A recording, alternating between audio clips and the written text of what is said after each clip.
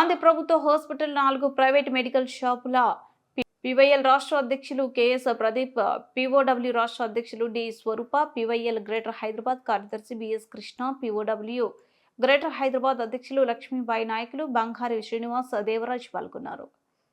ఈరోజు మేము PYL POW ఆధ్వర్యంలో గాంధీ హాస్పిటల్కి వచ్చాము హైదరాబాదు. ఇక్కడ దాదాపు గవర్నమెంటే మొత్తం మెడికల్ సంబంధించింది ఇవ్వాలి, కానీ ఇక్కడ ఇవ్వట్లేదు.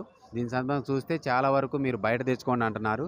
అందుకే గవర్నమెంట్ ఇక్కడ ఉన్నటువంటి డ్రగ్స్ సంబంధించిన వాళ్ళు ఏం చేశారంటే ఇక్కడే సుమారు 4 మెడికల్ షాపులు ప్రైవేట్వి ఉన్నాయి. ఈ ప్రైవేట్ మెడికల్ షాపులు చూడండి, ఒకటి తిరుమల, ఒకటి శ్రీ సాయి మెడికల్, ఒకటి జీవనధార, ఒకటి తర్వాత జీపీ మెడికల్ షాపులన్నీ ఇక్కడే ఏర్పాటు చేశారు. అయితే అక్కడ దొరకని అన్నీ ఇక్కడ తీసుకొచ్చుకోవాలని అంటున్నారు.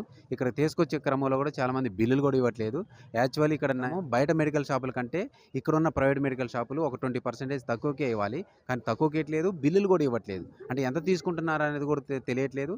ఇక్కడ డ్రగ్స్ సంబంధించిన వాళ్ళు కూడా ఆడిట్ అనేది కూడా చేయకపోవడంతో ఇక్కడ ఇష్టారాజ్యంగా కూడా తీసుకుంటున్నారనే ఆరోపణలు కూడా ఉన్నాయి. కాబట్టి ప్రభుత్వం దీని మీద దృష్టి సారించి ఇట్లా ప్రైవేట్ మెడికల్ షాపులు అనేది కాకోకుండా మొత్తం గవర్నమెంటే మెడికల్ అన్నిటిని అందించాలని చెప్పేసి కూడా పీవైఎల్ పీఓడబ్ల్యూగా డిమాండ్ చేస్తున్నాం. అందులో బాగానే ఈరోజు సర్వే గాంధీ హాస్పిటల్ చేశాము.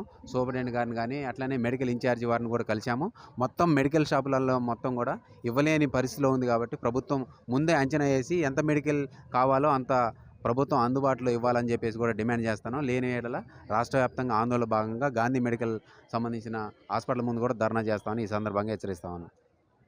మిత్రులారా, గత 18వ తారీఖు నుంచి పీవైఎల్ పీఓడబ్ల్యూ కలిసి అన్ని గవర్నమెంట్ ప్రైవేట్ హాస్పిటల్స్లో సర్వే నిర్వహిస్తుంది.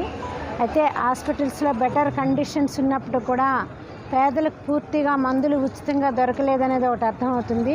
కొన్ని మెడిసిన్స్ లేనప్పుడు వాళ్ళు మీరు బయట తెచ్చుకోండి అని పంపుతున్నారు.